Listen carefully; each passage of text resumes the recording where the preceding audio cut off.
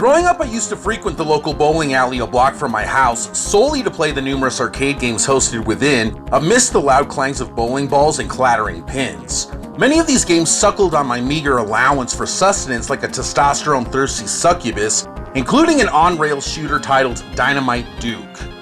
On the heels of arcade games such as Cabal and even the NES's Punisher, Dynamite Duke pitted you against an evil scientist with delusions of grandeur, aimed at taking over the world with an army of mutant soldiers. That's where Duke comes in, a mercenary armed with a cybernetic arm and machine gun, sent in to dispose of this mad scientist and restore peace to the planet. Introduced in 1989, the arcade was soon ported to the Sega Genesis a mere year later with a watered-down version of the game. While the graphics are actually pretty faithful to its arcade counterpart, the visuals are a bit drab and the music mediocre.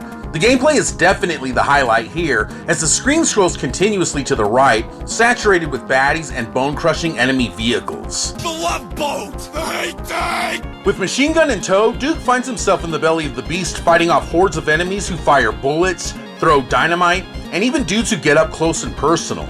In these instances, you have melee attacks in the form of punches and kicks when you have some smelly bastard up in your grill.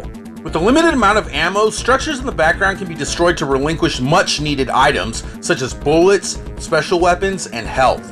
You have the ability to crouch and slide, which is your best method of defense. The directional pad controls both Duke and your target sight, but it won't take long to get the hang of it, though you may end up with a sore digit with the need to constantly be on the move. The stages are extremely short, usually ranging in the 1.5 to 3 minute range, each ending with a boss battle, usually requiring a mix of both gunfighting and melee attacks. Luckily, Duke is also equipped with a cybernetic arm that can unleash a devastating dynamite punch, which decimates everything on screen, leaving rubble in its wake.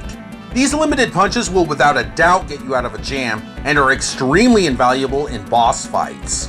Duke has one life and an energy bar that can be dwindled down to nothing in no time, requiring you to continue and begin the stage all over from scratch. Unless you die on a boss, that is. Lose to a boss, and you then thankfully only have to restart from that point. Dynamite Duke is an extremely short affair consisting of only 6 stages, with 3 of the arcade levels missing. Why Sega chose to go this route is a bit perplexing to me, as they were the developers of this port, and in 1990, for a $50 game, seems absolutely asinine. I remember being completely underwhelmed with this home version as a kid, but now that the game is fairly inexpensive, I have come to appreciate it, despite its relatively short length. This here is actually the Japanese Mega Drive version with some pretty nifty cover artwork. The North American Genesis cover? Yeah. What did Sega of America do here? Grab one of their corporate suits, dress him up in garb from the local costume shop, and smear black kiwi shoe polish all over his face? Give me a break! Who actually thought that this cover would move units off of the shelves? But hey, what do I know?